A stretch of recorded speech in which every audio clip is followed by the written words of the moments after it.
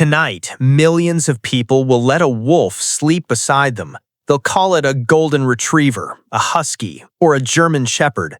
But for almost every other animal on Earth, wolves were something to fear.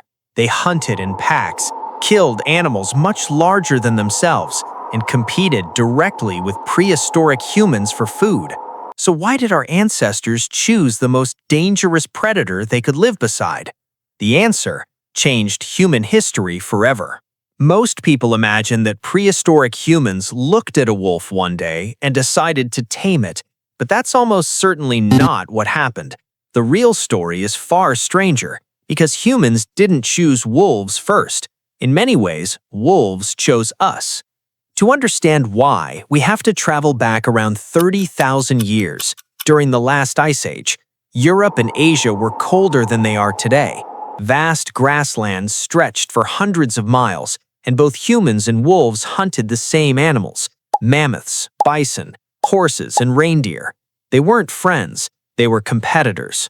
A successful hunt left behind bones, scraps of meat, and piles of discarded organs. Those leftovers attracted scavengers. Among them were wolves. But not every wolf behaved the same way. Some stayed far away from human camps, frightened by fire, noise, and people. Others were slightly less fearful. Those bolder wolves could approach abandoned camps after humans had moved on and find an easy meal. And that tiny difference mattered. Natural selection doesn't always reward the strongest animal. Sometimes it rewards the least afraid. Over many generations, the wolves that tolerated humans gained more food and raised more pups. Gradually, they became calmer around people. Scientists believe this process, known as self-domestication, may have been the first step toward creating the domestic dog. But why wolves? After all, prehistoric humans shared the landscape with bears, hyenas, big cats, and foxes. Why didn't those animals become humanity's first companions? The answer lies in how wolves already lived. Wolves hunt cooperatively. They communicate constantly through body language, vocalizations, and coordinated movement. Every member of the pack has a role. Some chase, others flank, others protect the young. Success depends on teamwork. Sound familiar? Humans had evolved almost exactly the same strategy.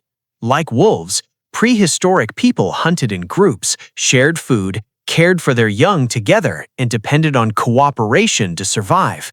In many ways, wolves weren't just another animal. They were another social hunter solving the same problems. That made them uniquely compatible. As the relationship grew, both species benefited. Wolves possessed an extraordinary sense of smell, capable of detecting prey long before humans could see it. Their hearing could pick up distant movement in the darkness. They could track wounded animals across enormous distances. Humans offered something wolves couldn't easily find on their own: reliable food, protection from larger predators, and eventually a safer place to raise their young. It became one of evolution's greatest partnerships. Archaeology suggests this bond grew surprisingly deep. At several prehistoric sites, researchers have discovered dogs buried alongside humans, sometimes with the same care given to family members.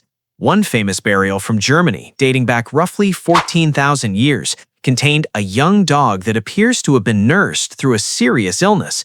Someone spent weeks caring for an animal that could no longer hunt or protect them. That wasn't survival, that was compassion. And once dogs became part of human society, everything changed. They helped track prey, guarded camps while people slept, warned of approaching danger, and may even have made hunting more successful. Together, humans and early dogs spread across continents, adapting to environments neither species might have conquered alone. The partnership became so successful that today there are more than 900 million dogs living alongside humans around the world. Every breed, from a tiny Chihuahua to a towering Great Dane, traces its ancestry back to the gray wolf that once watched prehistoric campfires from the darkness. Perhaps the most remarkable part of this story isn't that humans domesticated wolves, it's that two competing predators looked at each other across the Ice Age and found cooperation more valuable than conflict. Thousands of years later, every time a dog waits patiently by the door, curls up beside your bed, or looks to you for guidance, you're witnessing the oldest friendship our species ever formed. Not because one side conquered the other, but because evolution discovered that sometimes the best way to survive isn't to defeat your greatest rival, it's to make them your family.